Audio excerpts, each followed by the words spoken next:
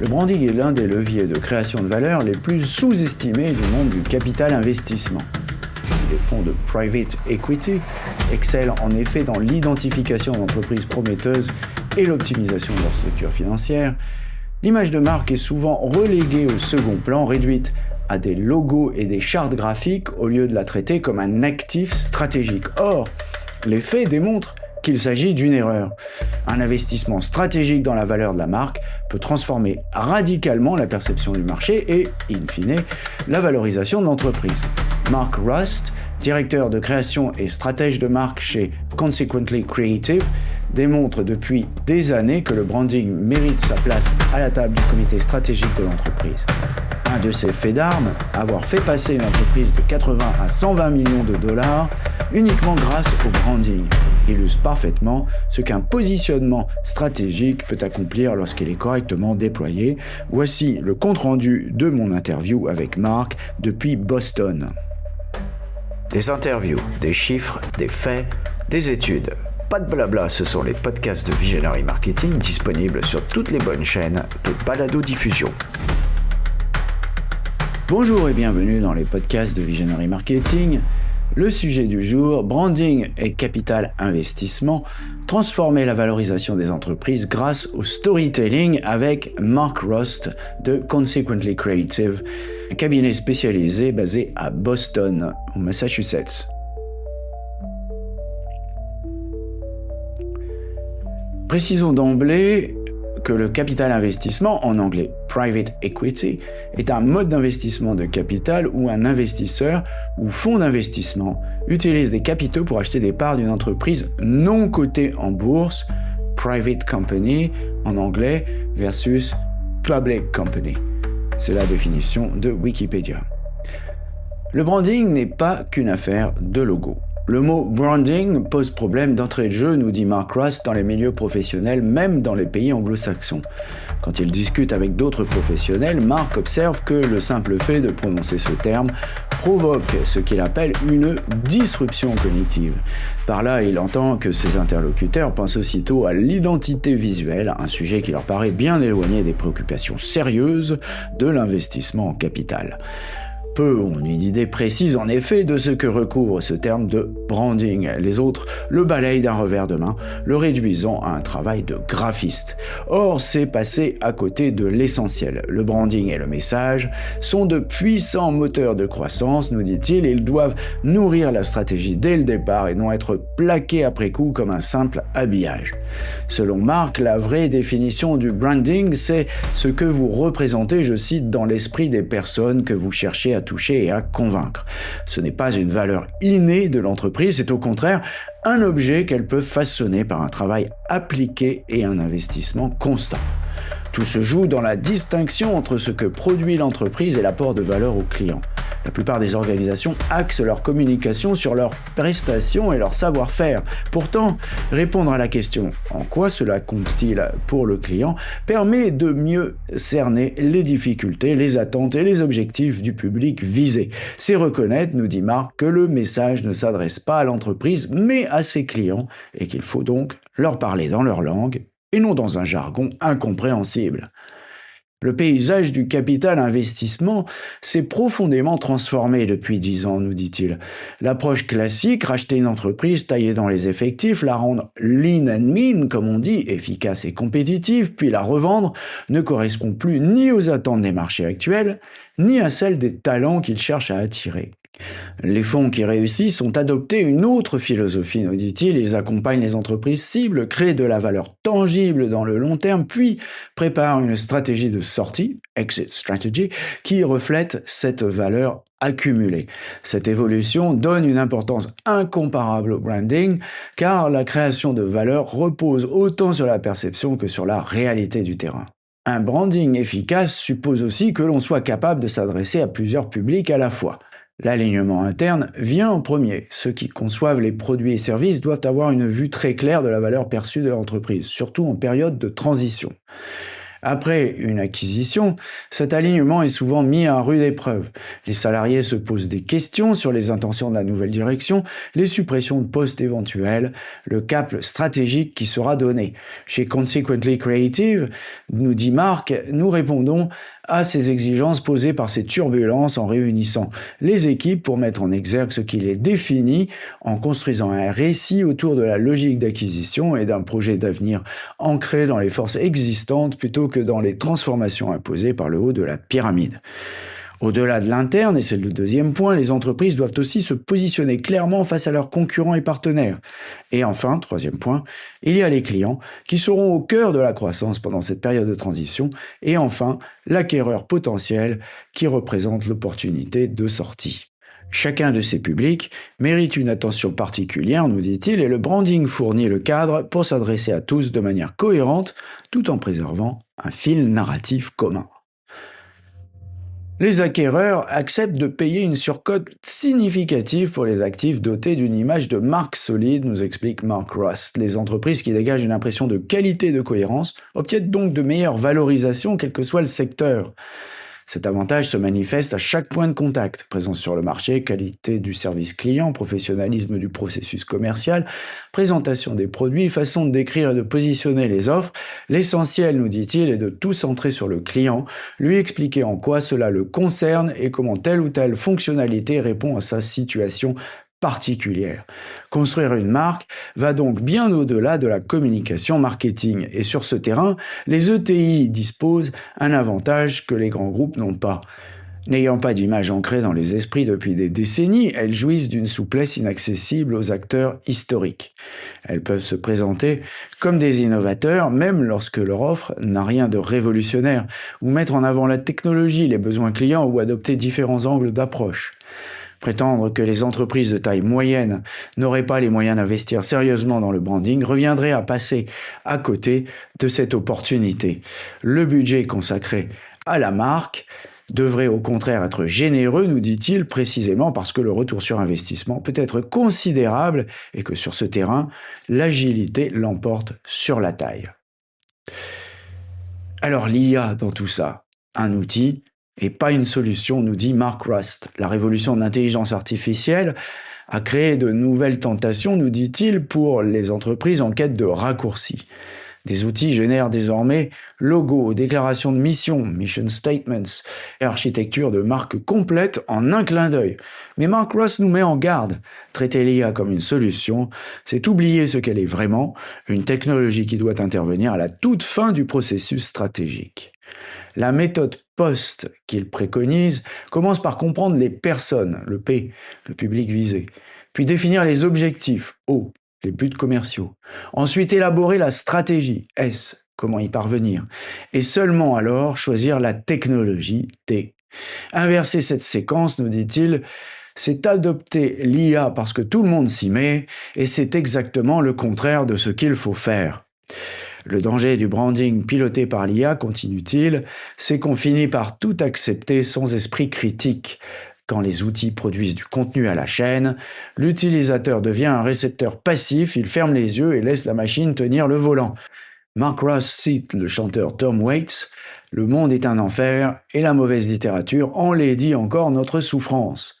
L'IA aggrave ce problème, en effet, quand elle est déployée sans réflexion, en générant des contenus sans aspérité, incapable de différencier une entreprise sur un marché encombré. Le contenu médiocre existait avant l'IA, nous dit-il, mais l'intelligence artificielle amplifie le phénomène. Cela dit, l'IA rend de vrais services, nous dit-il, quand on l'utilise à bon escient. Brainstorming, génération d'idées, test de concepts, synthèse de données, elle fait un excellent sparring partner pour la réflexion stratégique. L'essentiel étant de garder la main, de rester maître plutôt que de céder le contrôle à des systèmes automatisés incapables de comprendre le contexte métier ou les dynamiques concurrentielles. L'idée selon laquelle les entreprises B2B auraient moins besoin de branding que celles qui s'adressent au grand public mérite sérieusement d'être battue en brèche. Le branding, c'est essentiellement le fait de créer des liens, nous dit Marc, ce qui nous rappelle la fameuse phrase de Bernard Cova « Le lien importe plus que le bien ». Et ces liens impliquent que ce sont les humains qui prennent les décisions, qu'ils soient consommateurs individuels ou acheteurs institutionnels. Au supermarché, poursuit Marc, on choisit souvent le plus beau produit plutôt que celui dont la facture est objectivement supérieure. Les achats B2B, nous dit-il, obéissent à des ressorts similaires. Tout le monde veut travailler avec des entreprises qui paraissent compétentes, innovantes et en phase avec ses propres valeurs. Certes, le branding B2B peut nécessiter moins d'investissement dans la durée que le B2C car il dépend moins d'une présence permanente sur les réseaux sociaux ou de campagnes de retargeting publicitaire. Mais les ressorts fondamentaux restent les mêmes. Bâtir la confiance par un apport de valeur constant dans le temps. Chaque interaction avec une entreprise devrait apporter quelque chose d'utile et c'est l'accumulation de ces apports de valeur qui crée la confiance. Valeur plus valeur plus valeur égale confiance, une équation qui vaut aussi bien pour le B2C que pour le B2B, nous dit Mark Rust. Alors l'impératif, c'est de faire sortir les anecdotes du placard. Quelle est l'erreur la plus répandue chez les fonds de private equity qui effectuent un rebranding après une acquisition, nous dit-il? C'est de foncer tête baissée sans chercher à comprendre les publics concernés. Cette critique ne vise pas à dénigrer les professionnels du capital-investissement, elle reflète simplement le fait que l'expertise en branding n'est pas leur cœur de métier. La solution, c'est de s'associer à des agences qui savent comment l'empathie nourrit à la fois la croissance et la culture d'entreprise. Se précipiter sur un rafraîchissement visuel sans travail stratégique préalable, c'est passer à côté des raisons d'y croire, reasons to believe, qu'une vraie étude aurait pu faire émerger. Mark Rust illustre son propos par deux exemples parlants. En travaillant avec un groupe propriétaire d'une centaine de résidences pour seniors aux États-Unis, son équipe a découvert que les résidents n'étaient pas la cible marketing principale. En réalité, le vrai client dans la plupart des cas, c'est la fille aînée, le membre de la famille qui endosse généralement le rôle d'aidant auprès de parents vieillissants, car c'est elle qui prend les décisions dans la plupart des foyers. De temps en temps, c'est aussi le fils, surtout quand il est unique.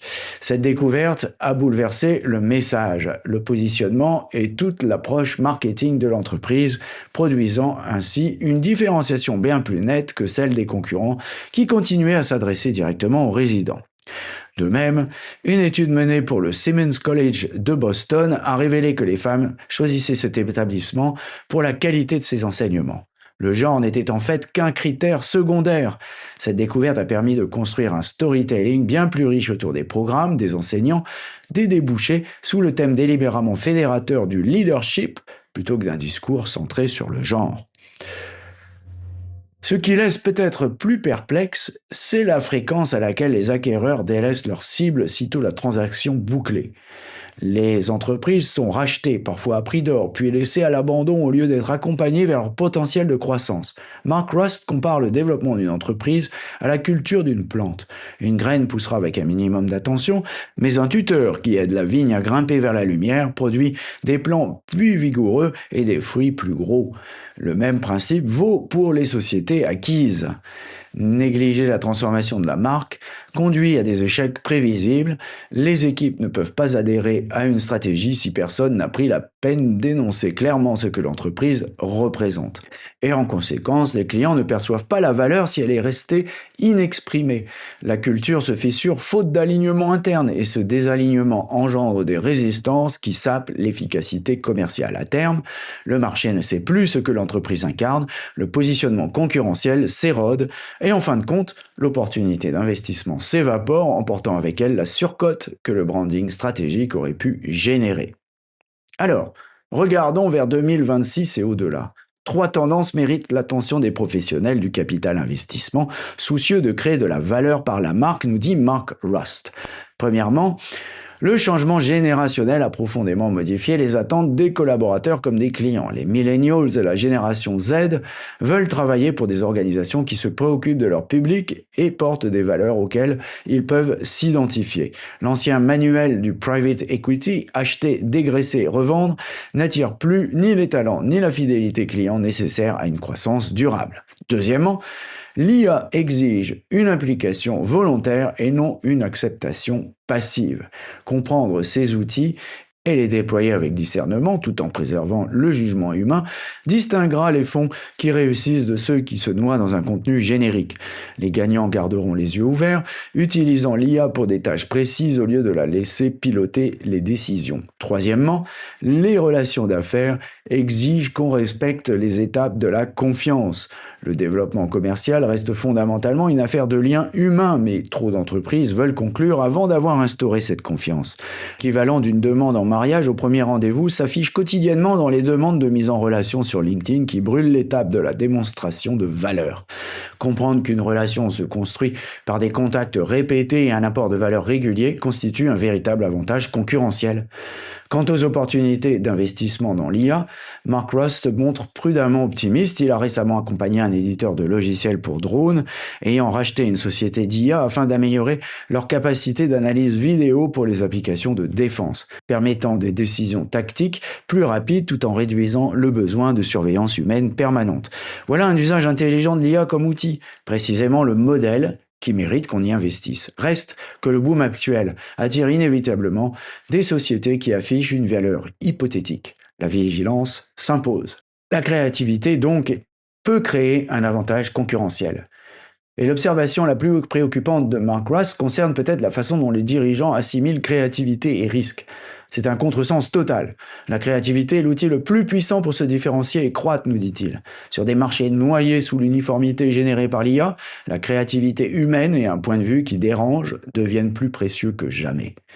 Les entreprises qui prospéreront seront celles qui auront l'audace d'être différentes, d'avancer avec un parti pris affirmé, pendant que leurs concurrents se fondent dans un positionnement interchangeable.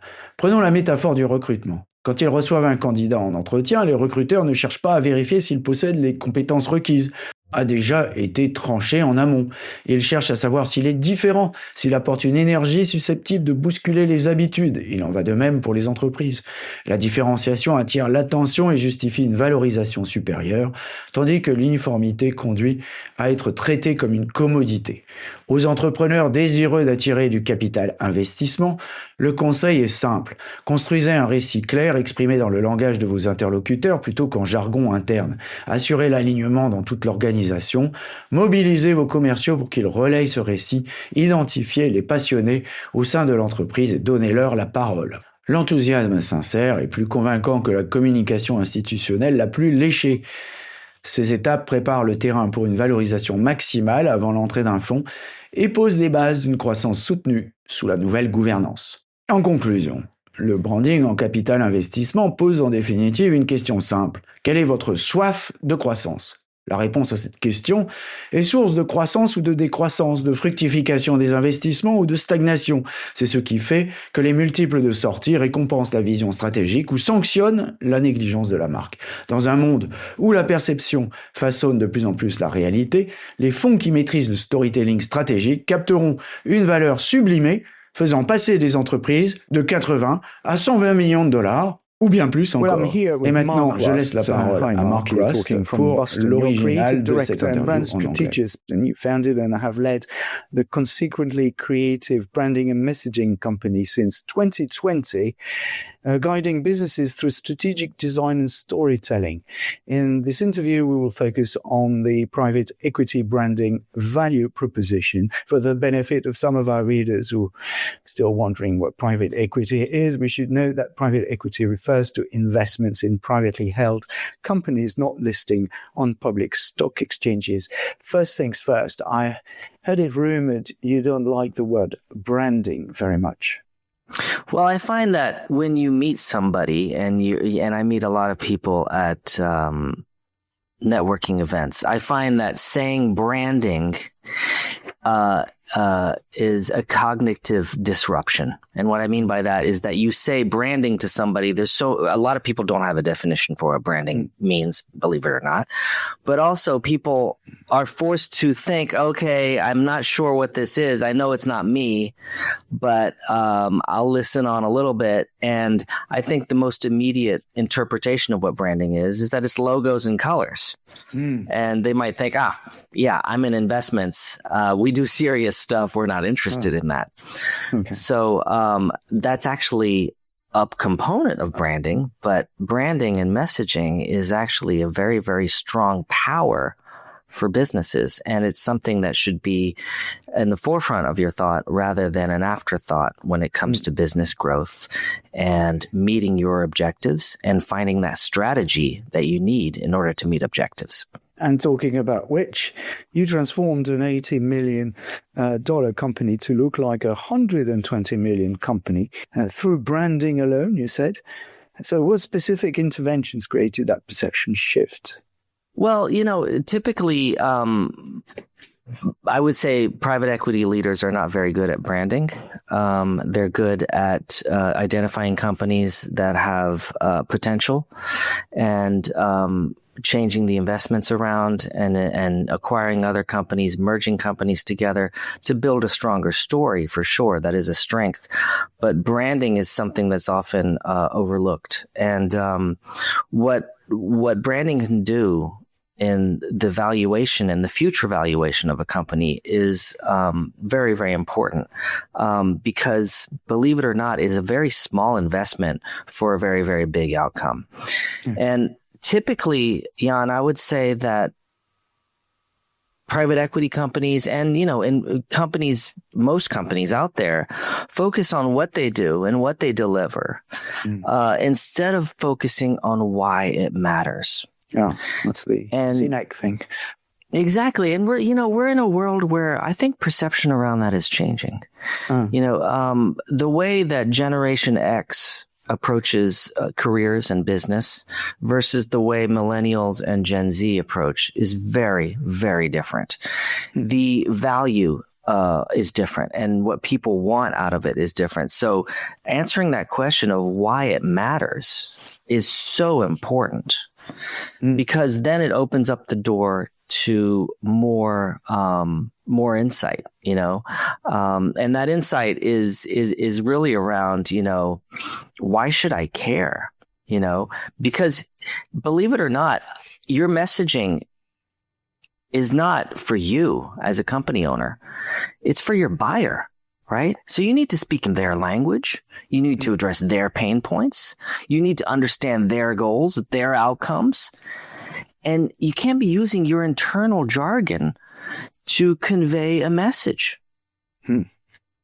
Yeah. So this is what we bring to the table.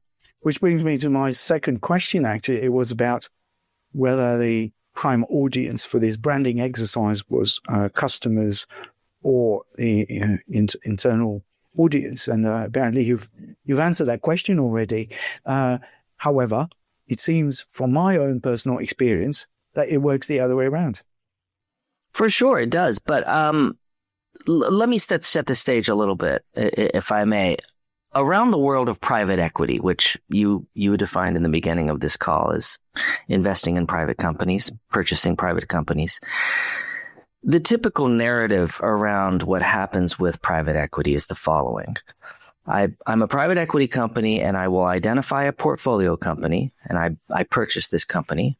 I trim the fat, I make it lean and mean, and then I find a suitable buyer for this company down the road. That is the typical old school, if you will, way of approaching private equity. Today, that is changed more and more, and the more successful private equity firms embrace this change, which is to nurture the company for a little bit, grow it, build some value within that company, and then find an exit plan around that. So with that in mind, let me come back to what you were asking about who's the audience. Well, in order to be effective, you need alignment. And alignment starts internally, meaning the people who work for you, the people who build your machines, your products, your offering, your services, they need to have alignment. And post-acquisition, that alignment is very, very often off track a little bit because people just got acquired. There's some disruption with that. There's some turbulence that happens with acquisitions. I don't know what to do. all of a sudden there's a new CEO, there's a new boss, there's a new plan. We're told what to do. Maybe some people are going to lose their jobs. Maybe I should dust off my resume and look for another job. There's a lot of things that happen.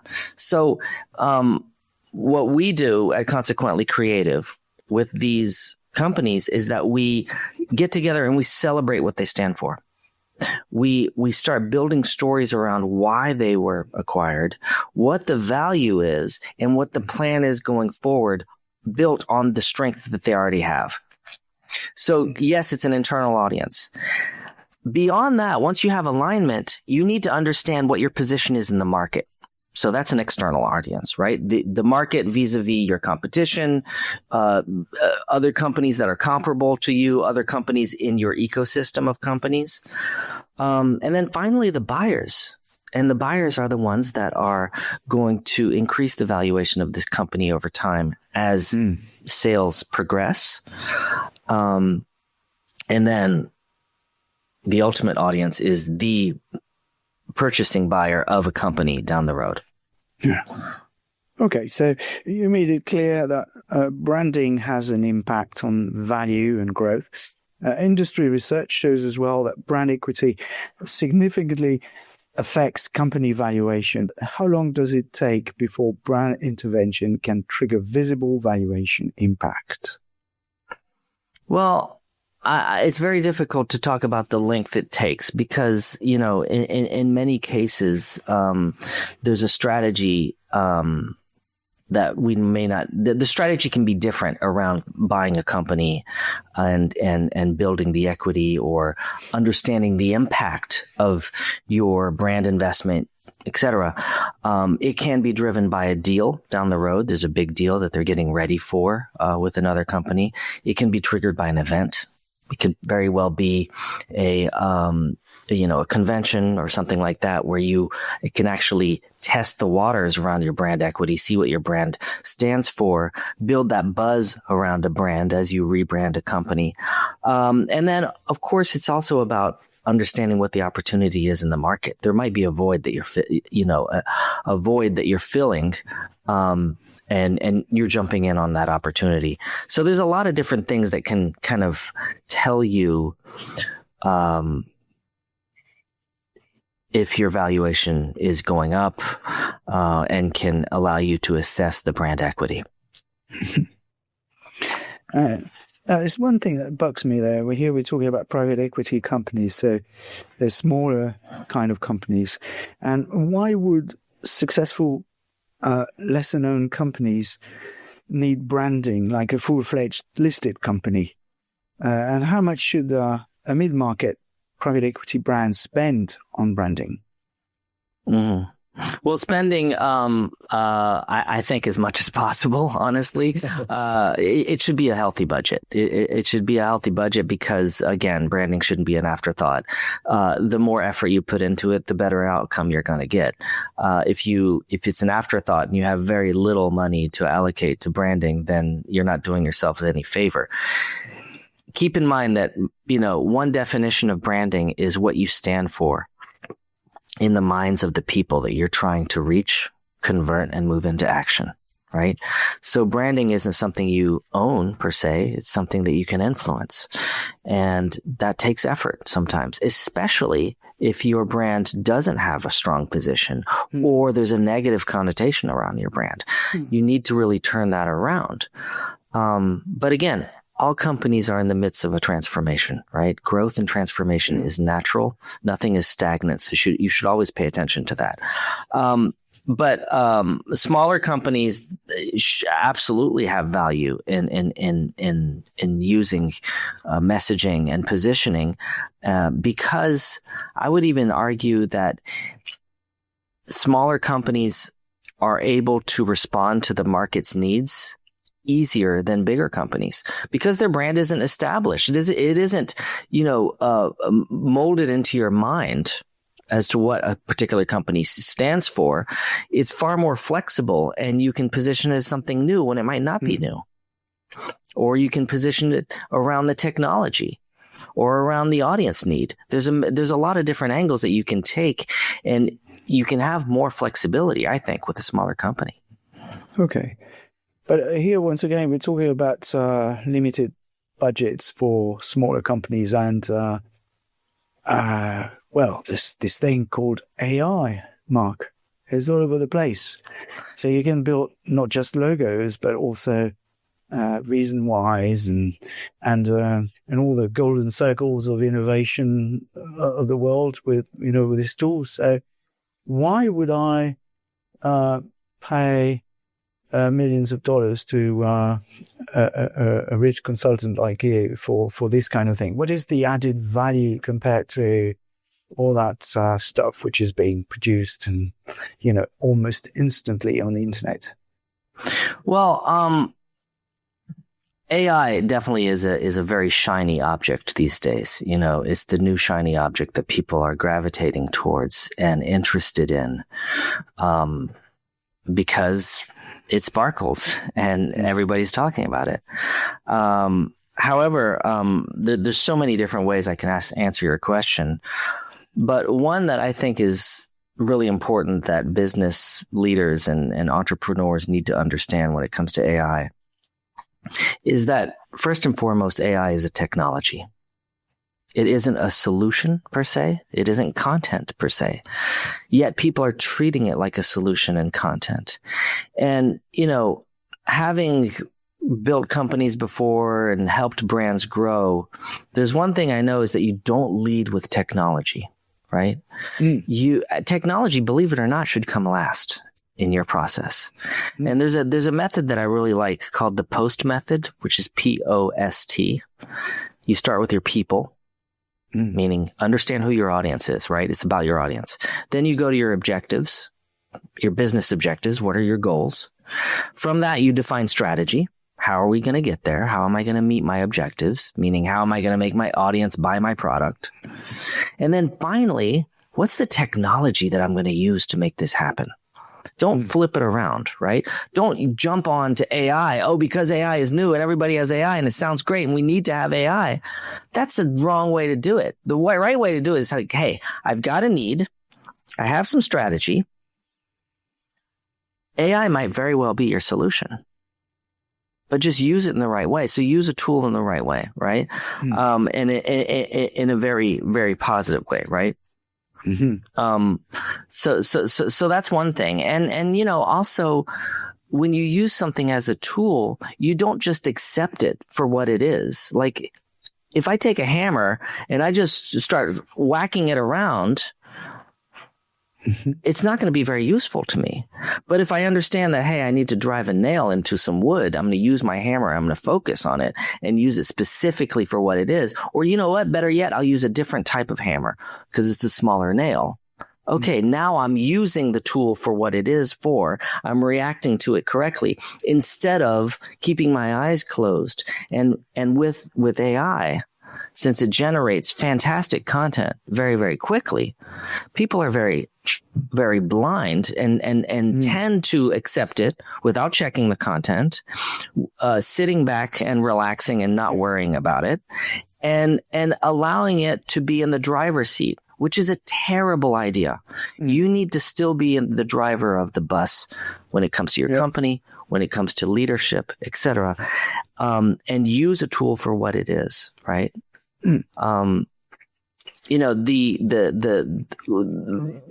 Bad quality content has existed before AI, by the way.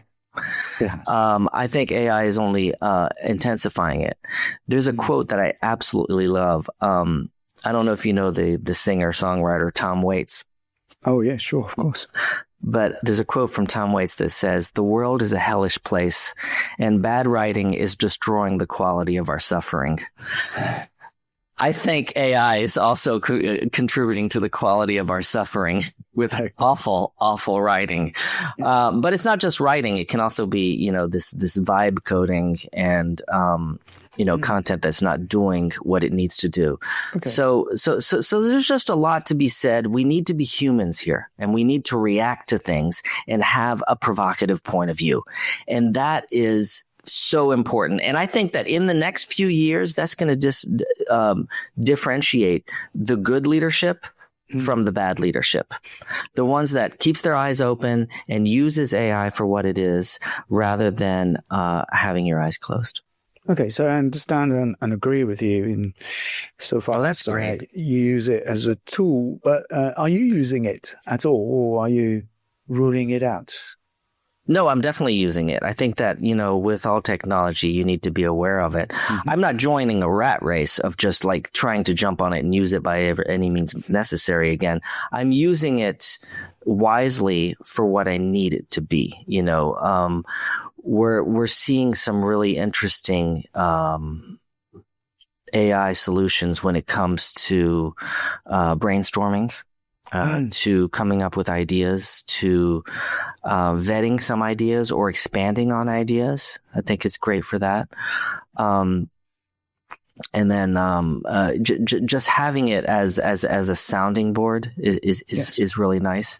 And then of course everything around synthesizing data or even for I'm in meetings most of the day. I can have AI give me a resume of what was said, although many times that has been incorrect for me. Depends on the tool you're using. Yeah, can absolutely be quite impressive. Yeah, I agree.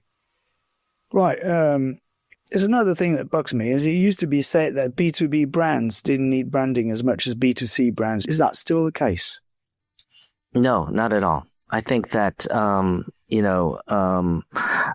branding is about building relationships fundamentally. And a relationship is me relating to you, right? With consumerism, it is also me relating to a product. Me relating to a business. And I don't care if it's B2C or B2B. It doesn't matter. It's still humans making that decision and relating to each other. When you go to the grocery store and buy a product, are you buying the best ingredient product or are you buying the best looking product? Depends. It's probably the best looking product. B2B brands not immune to branding then. So absolutely not. Absolutely not. We all want to work with the coolest companies, and the coolest providers on the B2B side as much as on the B2C side. Absolutely. The stronger you can have a foothold in the marketplace, the better presence you're going to have over time. And is branding more costly in B2B than in B2C? Well, I think that maybe a little bit less in the sense that you don't need to nurture it as much. B2C lives probably a little bit more on social media, where having that top of mind experience is very, very important. Retargeting ads and stuff like that. You need some presence, you need some content, you need to feed your brand and build value over time, because the only way to really make a strong relationship is through trust. And the way you get trust, Jan, is through value. So what does that mean? That means every time I'm going to come in contact with you as a company or as a brand or as a person, I want to bring you some value. And over time, that's going to compound, because we know that value plus value plus value translates to trust. And that is priceless. Yeah. Well, that's a good transition, because we were just about to talk about value. Because obviously here we're talking about private equity and investing in businesses. So do buyers pay premiums for assets with a higher brand equity? And how do you evaluate that premium? Well, it's always difficult to evaluate, brand equity, because it really depends on the impact down the road, but yes, they definitely do, pay a premium, for something that is more upscale looking, more upscale feeling, and that feels right. Okay. I feel that no matter what the industry is, or no matter what the environment is, we still want to pay more for more value, right? We want to prize things that look better, things that feel better, and that is branding. But branding is so many things. I mean, it takes a village to build a brand, right? So it might be presence, it's customer service, it's your sales process, it's your products, it's how your products look, it's how your products are described, it's making it about the audience as much as possible. Why should I care? Why do the features apply to me? How can I relate to this as an audience? Okay. Now, what's the biggest mistake private equity firms make when they immediately rebrand after acquisition without understanding existing brand equity? It's that they don't have empathy for the audience. And this is totally normal. I'm not trying to beat up any private equity people by any means. It's just that you need to partner with a marketing agency or a PR agency that understands that empathy drives growth. And it drives culture. So if you immediately rebrand after an acquisition, you're not actually taking into account the audience, the internal culture, and all the reasons to believe that need to come through in your brand. Listen, a lot of brands need everything needs to evolve, right? We've talked about that before. And if you jump and don't evolve things correctly, and you think, oh, you know what, branding, that's easy. I can get a new logo. We can refresh that. We can refresh the website, and we're good to go. Well, that's there's no strategy there, right? You're just kind of going with your gut, which might be right, believe it or not. But you might miss out on some fantastic reasons to believe that you're not aware of. And in most cases, you are missing out on them. Jan, I've worked in advertising and marketing for most of my career. And there are a few times where we came across some stories that were absolute game changers for my clients. And I'll give you an example, or I can give you two examples if you want. One is that I was working for a company that owned about 100 senior living properties throughout the United States. And these are, senior 50 plus communities where, it's anything from senior care to assisted living to memory care, et cetera. And this company, which we helped rebrand, they were focusing on the resident as their primary audience. And doing everything for the resident, showing photos of what the living situations were, talking about the menu, talking about the quality of the food, the quality of the care, et cetera. And through our research, we discovered something. We discovered that the resident is not the primary audience when it comes to marketing. It's somebody called the adult daughter. In most families, the adult daughter becomes the caregiver for the parent. Sure. Right? And that is the primary audience. So when we discovered that, Jan, it changed everything. It changed our marketing. It changed the positioning. It changed their message. They were able to have a much, much stronger message and offering than their competition did because they understood the audience. This could have only happened through proper research and time.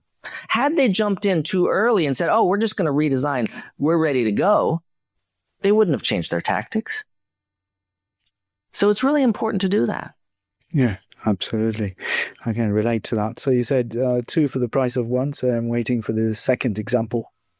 Oh, okay. The other one was for a university in the Boston area called Simmons College, which is a university that has always prided itself in being an all-woman college.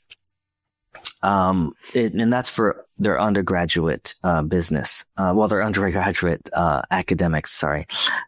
And they always marketed themselves as being an all-woman school, and that it was the place for women to come and learn about higher they focused on education, they focused on research, leadership, etc. And through our research, we discovered that women chose to go to Simmons College because of the academics. And it just so happened to be an all-women school. So this changes everything. Now we can start focusing on the academics and all of their classes and the offerings and the instructors behind those classes and the reasons to believe and the outcomes of what you go to school here. Here's the career that you can get, right? There's so many more things, and it's such richer story and narrative. So that really changed everything as well. And we identified some really interesting themes behind that. And one theme for that school was leadership by design. What does it mean to be a leader? It changed. It was really a fantastic success. Okay, nice story. What advice would you give founders considering private equity investment about positioning their brand to maximize pre-acquisition valuation? Have a clear story. Have a very, very clear story. Don't use your internal jargon to identify who you are and talk about yourself. That clarity is so important. And then once you have that clear story, go and make sure that you have alignment throughout your company. And then finally, go to your sales team and make sure that your sales team, who's going to help with your growth and your objectives, make sure that sales team is on board with it, identifies with that clarity and that new narrative that you're defining, and can spearhead it and amplify it in really, really interesting ways. Find the people within the organization who are the most passionate about that organization and give them a voice. Oh, that's nice. That's user-generated content. Yeah, absolutely. That's nice. Absolutely. Very few companies do that, though. They're sort of afraid of their own people talking, I suppose. Well, one thing that's, very disturbing in what I do is that for some reason, business leaders have equated creativity with risk. And that's such a pity, because creativity is, to me, the single tool that's going to allow your business to actually grow and going to allow you to have a message that stands out. And it isn't risk. It's actually having the audacity to push forward and be different. Different is so important in life. And, we talked about AI. AI delivers a lot of the same. I think that there's a huge opportunity for people on the creative side of things to actually use AI correctly and be different. Sure. We all want to work with people who are interesting and different. Take, for example, if you're hiring somebody and you have a stack of resumes and you're interviewing people, you're not trying to find out if they have the qualifications for the job. Of course they have the qualifications. You wouldn't be interviewing them. But during the interview, the only thing you're trying to figure out is this person different? Do they have the passion that's going to make me think differently? That's what you want. Okay, interesting point. There's one thing that's puzzled me for ages regarding private equity buyouts, but even within large businesses, or be it large businesses, be it startups, being small businesses, doesn't matter. I've seen so many of these companies being taken over, and the company in charge does nothing with them.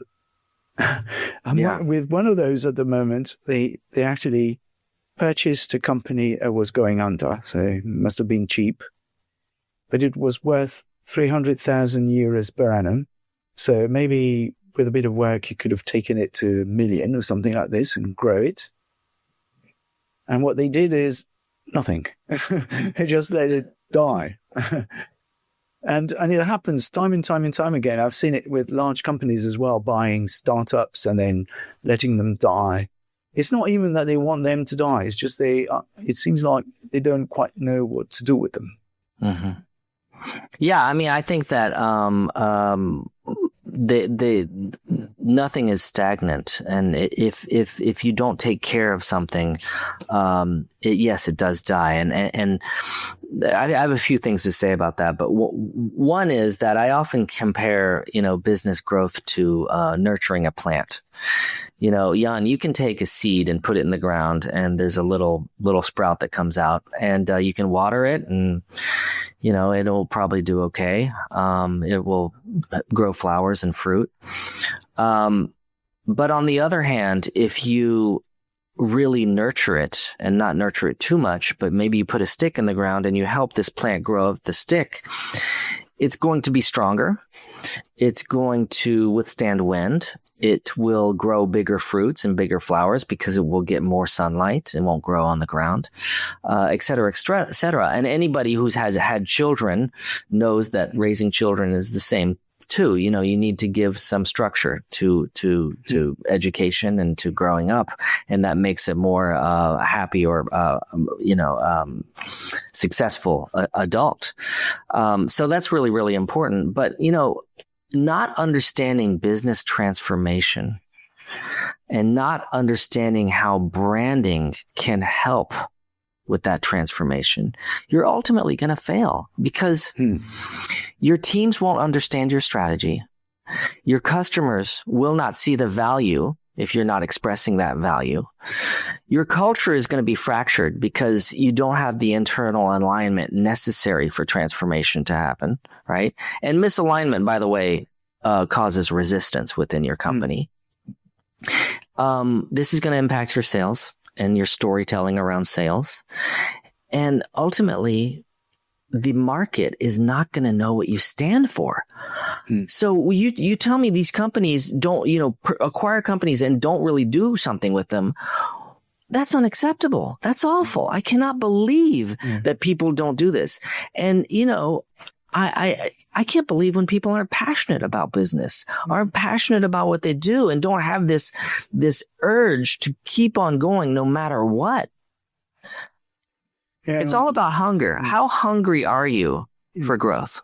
I agree. It's mind-boggling, and but I've seen it happen and happen again and again and again and again, and even smaller companies that can't afford to do this, and yet they do it. All right. So maybe one final question for the road. Looking ahead to 2026, because now we're in 2026, what emerging brand trends should private equity firms prioritize to maintain competitive advantage? Well, specifically to private equity firms, they need to understand that there's a trend that isn't new to 2026, but it's been going on in probably the last 5-8 years. The old way of conducting private equity is not resonating anymore. And that old way is I purchase a company, I trim the fat, and I sell it. That doesn't work anymore. Okay. The audiences that like that are no longer there. Gen Z and millennials respond differently. They want to work for places that care about their audiences. They want to work for places that have values that they can identify with. So that's the number one. Private equity has changed, and you should be on board with that change. Beyond that, and building valuation and such, of course, I can't ignore talking about AI. AI is something that should be understood. And we've talked about this during this conversation. Use it as a tool and use it proactively.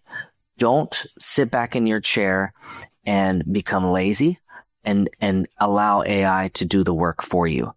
That is not what it is, and that's not what it should be. So that's the second thing that I think is absolutely important. And then lastly, this is, a trend that has been about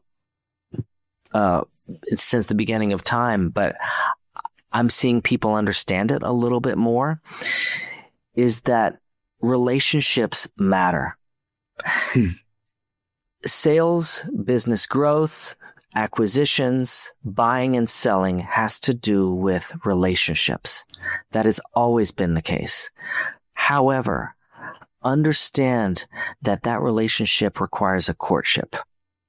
And a courtship means that there are rules to engagement, right? Mm-hmm. When you court somebody, you meet them at first, you tell them one thing. Then you meet them again. Then you meet them again. Then you meet them again.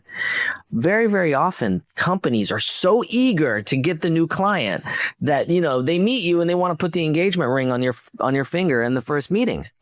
That's not how it works.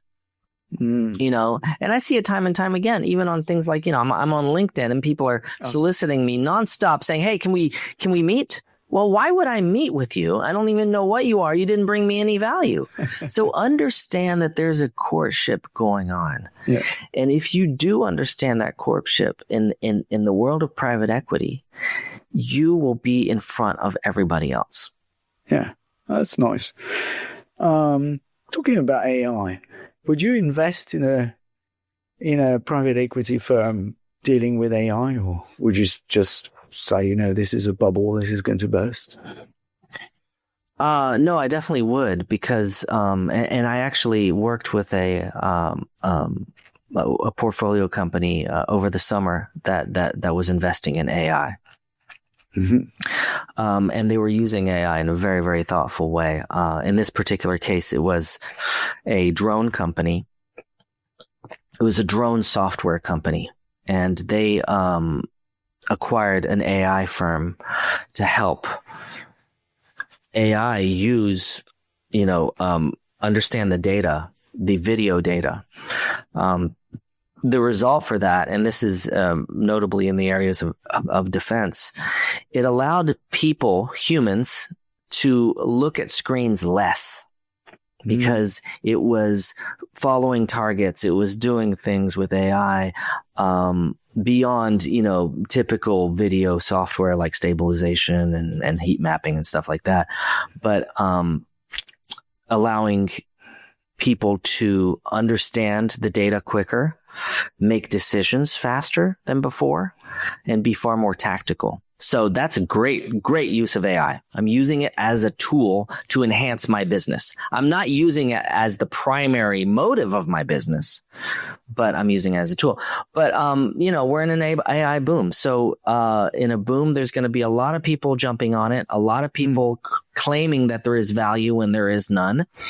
And so, there should be a lot of scrutiny when it comes to investing in AI and making sure that people are using something and delivering a product that has value instead of junk. Because there is a lot of junk content. There's a lot of vibe coding and a lot of, things that aren't actually useful. My engagement with new AI technologies, may it be, video or imagery or content or, a calendar software or something like that. I get it. I check it out. I try it at first, maybe for 2 or 3 days, and it quickly dies off because the value isn't there. Okay. We'll have to wait until the dust settles. Thank you very much, Mark. You're absolutely welcome, Jan. It was so nice talking to you.